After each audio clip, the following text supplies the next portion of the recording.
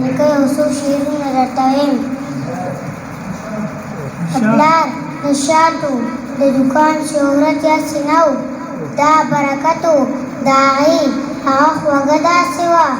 هله چاند په رنګ سوري سوري سړي زرګله، نن یې زه خلکو ته ښودلم چې ګوزه داسې وه.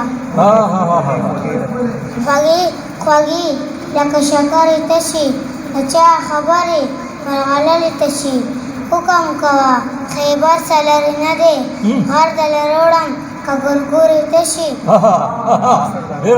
اکثر دا غټې مونږ وړو ته کوي، ښې غټې غټې خبرې تشې. مزې خو ټولو رقیبانو وکړې، مونږ خو خوړې ډغرې تشې.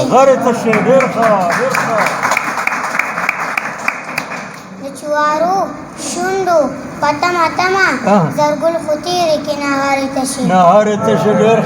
ډېر ښه بچې. دا د حاجي صاحب لمسۍ ده.